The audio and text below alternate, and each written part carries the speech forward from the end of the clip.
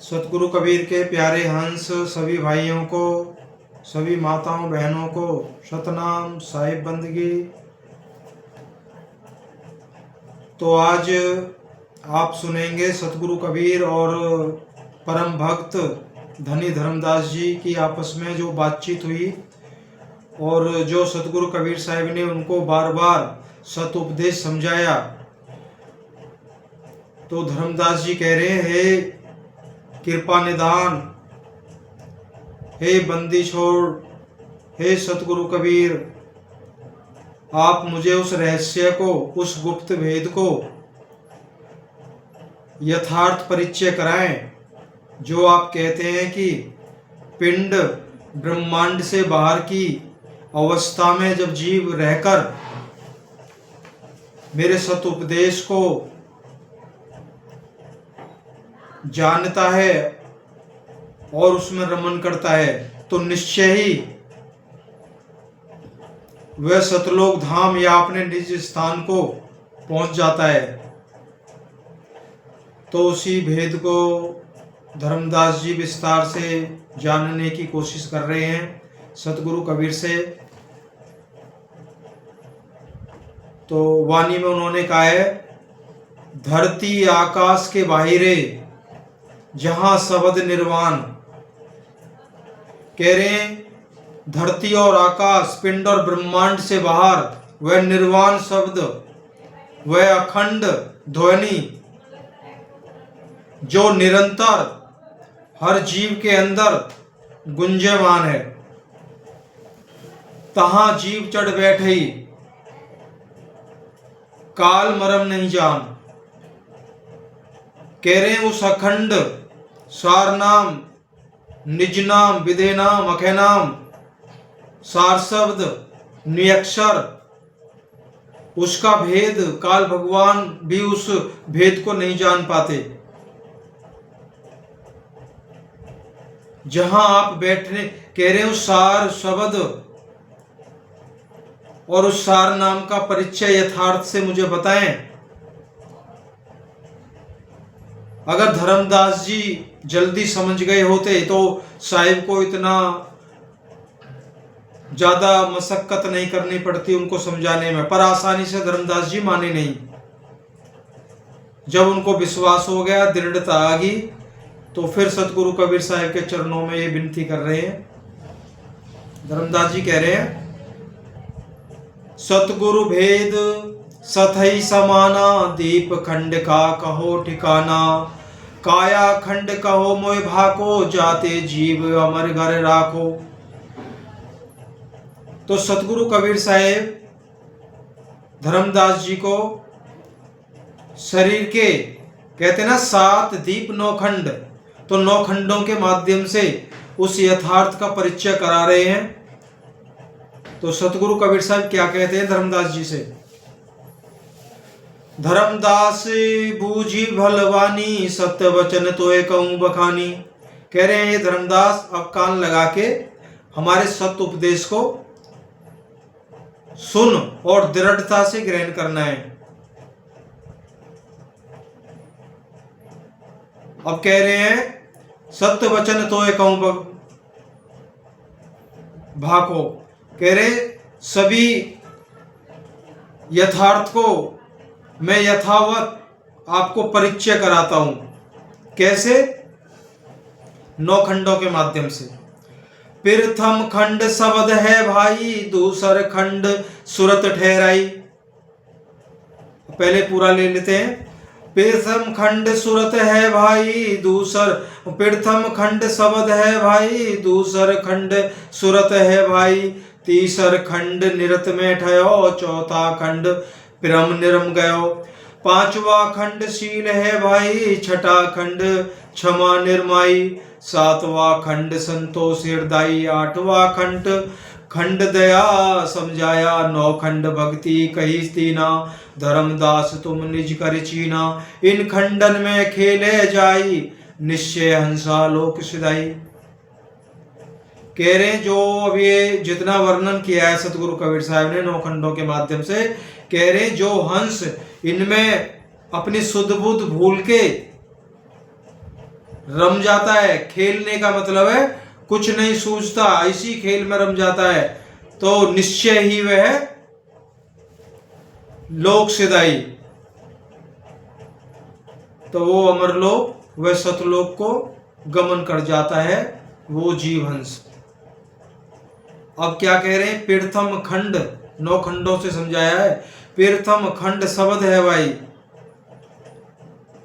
और दूसर खंड निरत, दूसर खंड सुरत राही ठहराई। तो पहले आप बार बार सुना है आपने सतगुरु कबीर साहिब का, कहते ना मदन साहिब की जो वाणी आपने सुनी है, गुरु सोई गुरु पूरा कहलावे, 2 अक्षर का भेद लखावे, एक छुड़ावे एक मिलावे, तो प्राणी निज निशंक निज घर को जावे। अब ये 2 भेद वही है। प्रथम खंड शब्द है भाई, पहला जो भेद है वो शब्द है। जब प्राणी के अंदर, जीव के अंदर वो शब्द प्रकट होता है, जब उस शब्द में वो अपनी सुरत को दूसर खंड सुरत ठहराई, तो उस शब्द में सार शब्द ध्वनि धुन, उस शब्द में जब सुरत को ठहराता है तो फिर क्या होता है, तीसर खंड निरत ठयो। अब निरत देखने की ताकत है, ये आत्मा की जो सुरत है उसकी 2 ताकत है, सुरत और निरत, एक सुनने की एक देखने की। अब सुनने की तो आपको पता चल गया, उस सार शब्द में सुरत लगानी है, उसको सुनना है, वो निरंतर अखंड ध्वनि हर जीव के अंदर प्रकट हो रही है। 4 पहर 8 पहर, वो 4 पहर 8 घड़ी, हम भले ही उसको अनदेखा कर दें, अनसुना कर दें, लेकिन वो निरंतर सुनाई देती रहती है। और तीसर भेद निरत ठयो, और तीसरे भेद में उस शब्द का जो स्वरूप है, आत्मा का जो निस्वरूप है, उसका परिचय सतगुरु कबीर साहिब कराते हैं। तो फिर सुरत और निरत, बस यही सतगुरु कबीर साहिब का मार्ग है, सुरत और निरत को लगाना है। निरत को अपने निस्वरूप में, सुरत को सार शब्द में। जो आत्मा के घट में वह ध्वनि अखंड गुंजयमान है, उस विदे स्वरूप के चारों तरफ गुंजयमान है। ऐसे सतलोक में विदे स्वरूप परमपिता परमात्मा के चारों तरफ गुंजयमान है। तभी आप बार बार बताया गया, शब्द को शब्द पकड़ेगा और स्वरूप को स्वरूप पकड़ेगा। तभी कहा गया है, आत्म छीने सो परमात्म छीने। जो आत्मा को जान जाएगा, परिचय कर लेगा, वही परमात्मा का परिचय कर सकता है। अब आगे उन्होंने कहा है ना, 4था खंड प्रेम निर्मयु, 5वां खंड शील है भाई, 6ठा खंड क्षमा निर्माई, 7वां खंड संतोष दृढ़ाई, 8वां खंड दया समझाया, 9 खंड भक्ति कीनी दीना, धर्मदास तुम निज कर चीना। इन खंडों में, इन खंडन में खेले जाए निश्चय अहिंसा लोक सिधाई। तो यहाँ पे सद्गुणों का वर्णन किया है साहिब ने। जो अन्य खंड हैं तो उनमें क्या है, क्षमा शील संतोष दया, ये पूर्णतया से हमारे हृदय में या अंतःकरण में समाहित हो जाने चाहिए, जरा भी कमी बेसी नहीं होनी चाहिए। अगर हमें अपना निस्वरूप प्राप्त करना है तो जैसे जैसे सद्गुण आएंगे अवगुण बाहर निकलते चले जाएंगे। हमें कुछ नहीं करना है, बस ध्यान रखना है, ये गुण हमें धारण करने हैं। इसलिए साहिब ने कोई जंत्र, इसीलिए तो कहा है ना, जंत्र मंत्र सब झूठ है, इनमें मत भर में कोई, जितनी वाणी मुख पर कासा, सवै बने काल के गिरासा। मुंह से, अब ये तो देखो, वाणी सीमित है, बुद्धि सीमित है, तो सीमित के द्वारा असीमित को नहीं प्राप्त किया जा सकता, सीधी सी बात है। अपूर्ण से पूर्ण को नहीं प्राप्त कर सकते। अब पूर्ण से पूर्ण प्राप्त होता है, आत्मा से ही परमात्मा को जाना जाता है। इसलिए बार बार आत्मा को जानने की बात की गई है। जब इनमें दृढ़ता आ जाती है, कह रहे ना, इन 9 खंडन में खेल है भाई, निश्चय ही लोक सिधाई।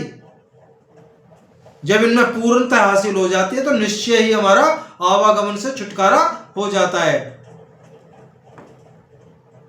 लेकिन अनुभवहीनता के कारण सतगुरु कबीर साहिब का ये जो मूल ज्ञान है ना, समझ में आता नहीं है।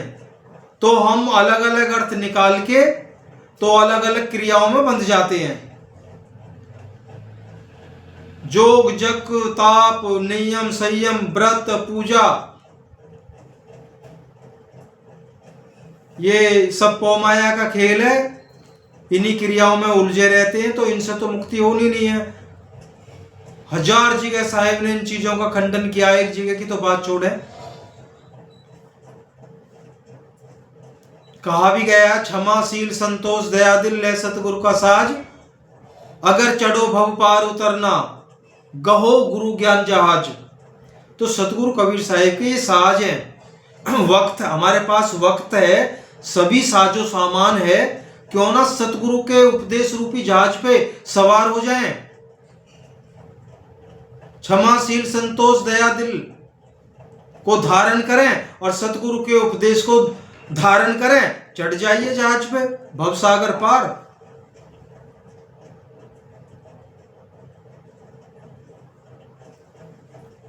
बस समझने की, विचार करने की आवश्यकता है।